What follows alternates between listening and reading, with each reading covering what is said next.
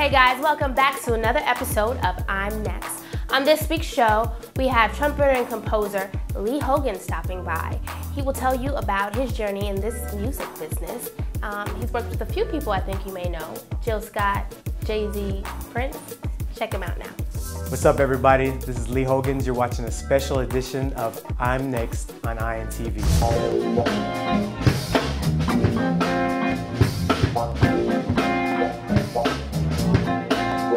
Okay, well I started playing trumpet, I was 10 years old. Wanted to play the saxophone, but at the time my parents couldn't afford a saxophone, so they found this old beat up $50 trumpet in a pawn shop. So I took it home, started fiddling around with it, trying to learn how to play it, and that's how I started playing. After that, you know, I was in high school, well, played in middle school some.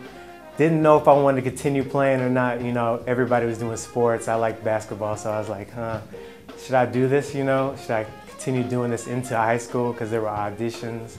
Decided I would do it because I had a very good teacher in high school that kind of, you know, led me. He basically made me feel good about it. He said, you have a gift, you have a talent, why not pursue it? So went into high school with it. That's when I really started getting into not only just playing the fundamentals of trumpet, but learning how to improvise, learning how to you know, do different things instead of just reading music. So high school is when that started. I had some great inspirational people in high school who just helped me propel to getting better on the trumpet and just starting to love more music, more jazz, you know, just starting to get into it. So I'd say one of the biggest inspirations I had was Danny Harper, because he really took me in, sat me down, and like taught me the fundamentals of jazz, which I think, you know, jazz is in so many musics, hip hop, R&B, and everything. So he really like showed me the fundamentals. He talked to me a lot about my heroes on tape, which were like Dizzy Gillespie, Charlie Parker, Miles Davis, Clifford Brown, all those guys. So really got into studying with him, and he inspired me to just keep doing and keep striving, you know. What got me into pursuing a master's degree was not really for the degree. It was because, one, I wanted to be in New York, close to New York at least, you know, and be on the scene playing in sessions and stuff. It was my dream, you know, coming from Atlanta to go to New York and play in the sessions and, you know, just be out.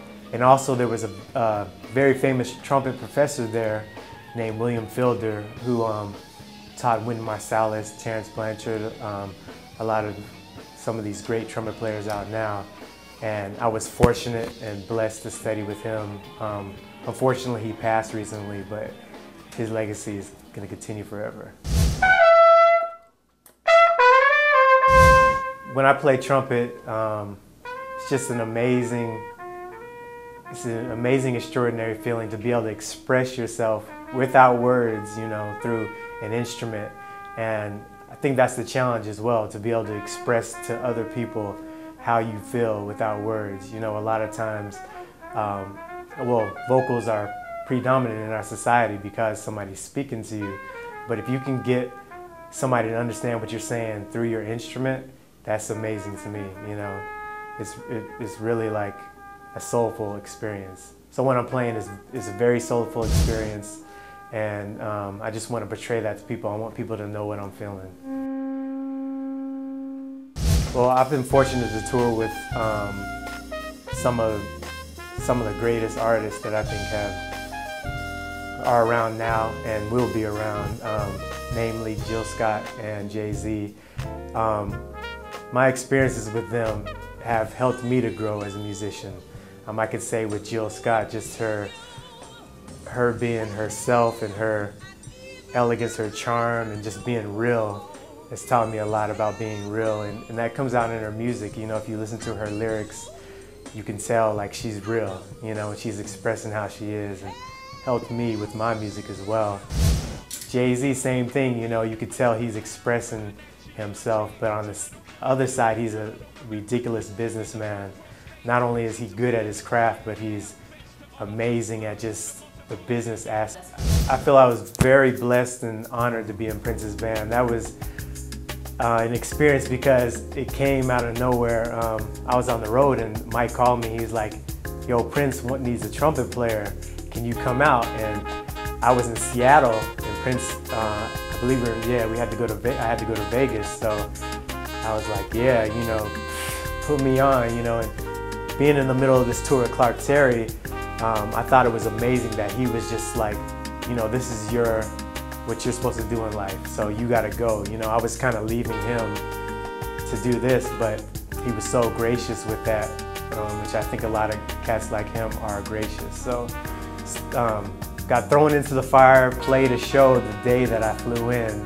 So it was an audition and a show at the same time, but I guess Prince dug it, so was able to perform with him throughout 2007 and some of 2008. And he's just an amazing musician, amazing person, amazing, you know, spiritually he's amazing, all around. And I learned so much from that experience. I'll never forget that. I say one of the biggest struggles I faced is probably pursuing your own band, because it is your own thing and you have to get out there, you have to hustle it. Another thing is I'm a perfectionist, so when things aren't the way that I want them to be, it gets very frustrating, and that's something I'm actually learning to kind of get away from. Just let things be and let them go the flow that they need to go, and I think things will start steadily climbing. But that's probably one of the biggest struggles, just getting your own project out there. I'm not with a label now, so I have to fund my own CDs, you know, which is great. And, you know, at the same time, it's hard. It's great because you get to do your own music. You're not told you have to do this or that. You get to express yourself the way you want to. But at the same time, it takes money to make a product, you know. We started probably around 2001 when I moved up to New Jersey. We were doing a lot of, we were really into like old school straight ahead jazz, so we were doing a lot of that.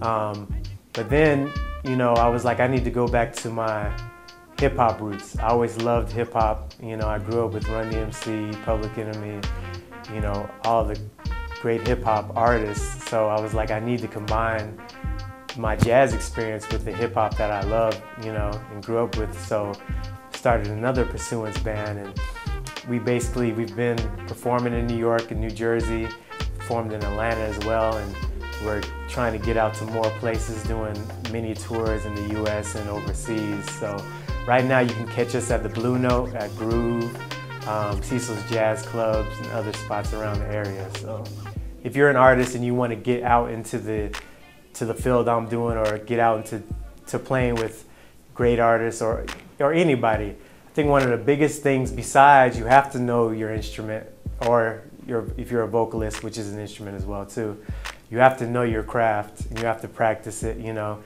But one of the biggest things I see is you have to be upfront, cool, and honest with people. You have to be on time, you know, that's like a given. You have to be on time, and a lot of musicians mess that up and they mess their career up, you know.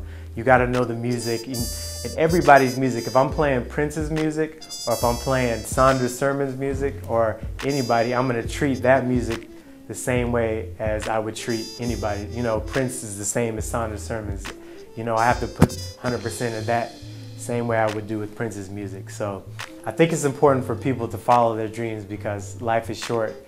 You have to do what you love. There's been times, you know, as a musician I've struggled monetarily, but it always works out. And I've been blessed to do what I love, and I think everybody should do what you love. You'll just be a better person. Hey guys, that's another episode of I'm Next. Thank you so much for watching, and if you like more information on Lee Hogans, you can check him out at leehogans.com. And of course, he'll be featured on our show, which is I.N-TV.com. Thank you for watching, and we will see you next week. Bye. Hey, do you think you have what it takes to be on our show? Or do you know someone who you think is next? All you have to do is send us an email at imnexttv@gmail.com.